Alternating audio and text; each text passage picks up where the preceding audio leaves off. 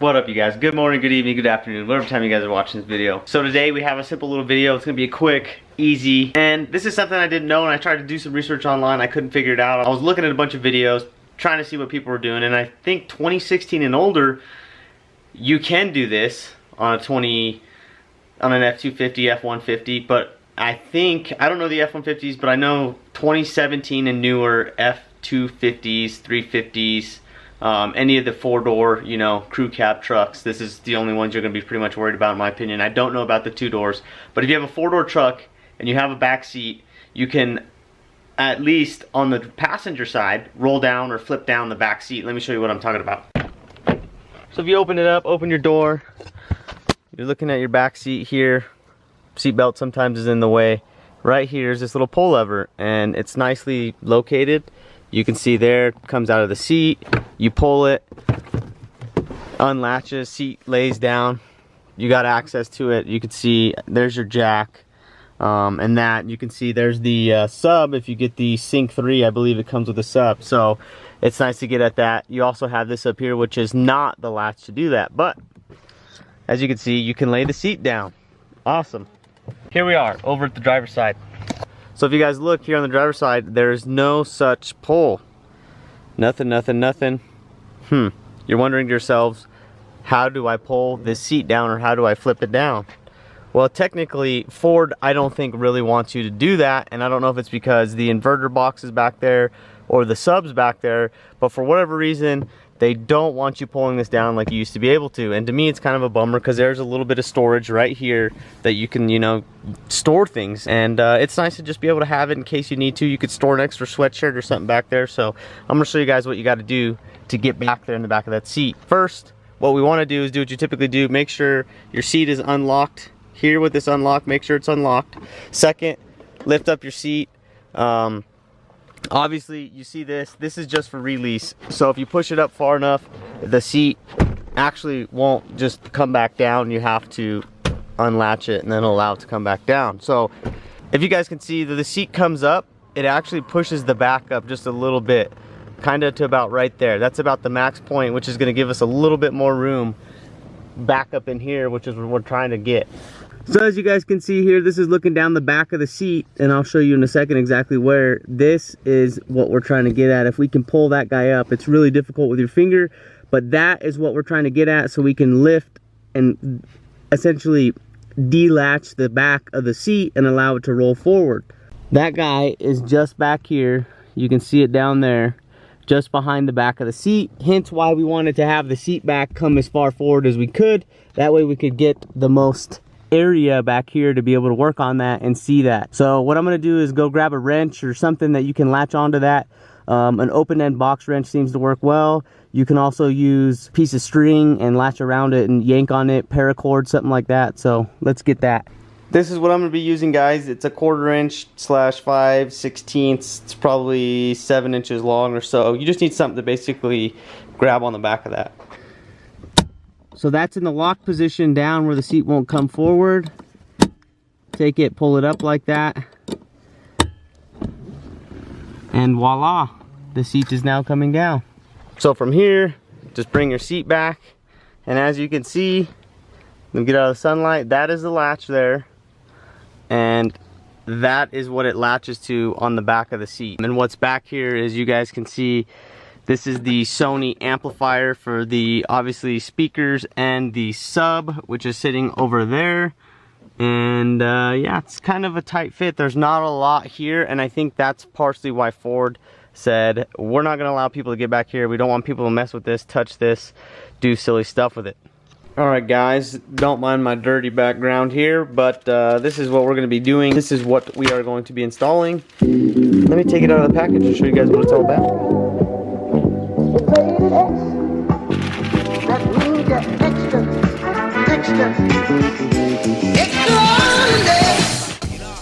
Check that out. Looks pretty good.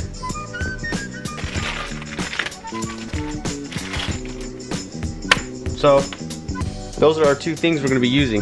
So that's pretty much it, guys. Very simple install. This is obviously the latch part that is going to go on that little circle, and this is the bracket that is going to go on where the latches. We're gonna unbolt the latch, slide this under the latch, put the latch on top of it, bolt it down. So it's pretty much gonna sit like that, guys. You're gonna see this guy latch on there. Cable or cloth part is ran through this, and then the factory bolts are gonna hold it down. So let's go ahead and get on this install. As far as tools are concerned for this job, all you're really gonna need is a whatever size drive your socket is. Mine happens to be a 3/8, and this is a T30, which is probably pretty standard. So T30 Torx, and then a 3/8 driver to drive it. That's pretty much it. Now I'm gonna be, what you can say, cheating and using this guy right here and a bit to knock it out faster. So first off is first, take that bad boy out of there. Take that bad boy out of there. Pretty simple, pretty easy. I'm trying to block the light with my body because the sun is very bright. So don't lose these bolts, don't let them go flying, because that's not what we want to happen here. And next is going to be loosening that guy up like that. Okay, next guys, what we're going to do is take this guy and we're going to slide him. He's just basically going to slide in here, but before we do that, we need to get this red part latched onto there, which is kind of hard to do one-handed. We will get it and eventually succeed like so. So that way, basically what's happening is this bracket right here isn't going to allow this to slide out. Once that's done, our holes look lined up there. We're going to take the piece and get it back in its home. And you want to make sure when you do this that you get this piece, the back piece, it's got that little finger locked back down in where it needs to be. Grab your bolts and hand start them down in there. Now this is a big thing people always tend to do, is it's very easy to grab your gun and run them down. You want to hand start them and make sure that they're not cross-threaded and that you're not going to be fighting yourself or fighting your gun, because if you start cross-threading them, you're going to be very unhappy when you have to go back and re-tap your threads, or you know, just fight it the whole time. So mine are started.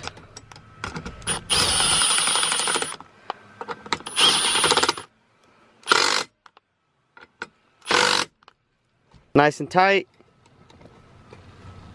Bracket's not going anywhere. Looks good, feels good. Now we're just gonna check functionality.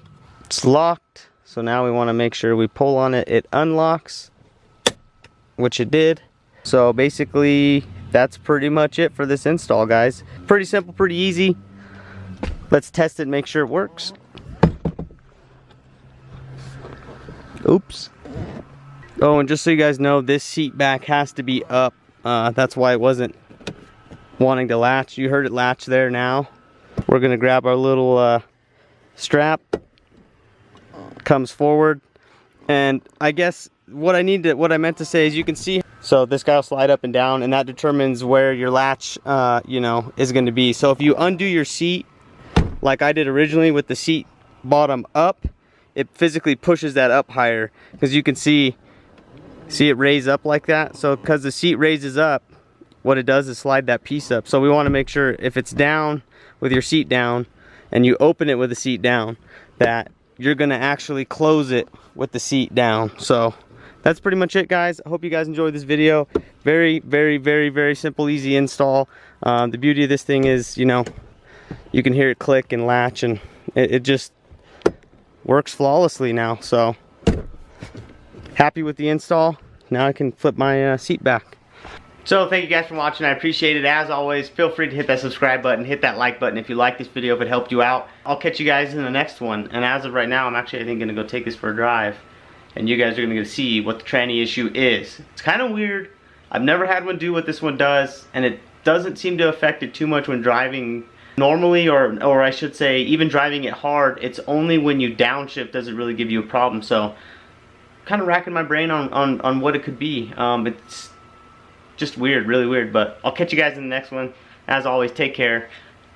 Latest.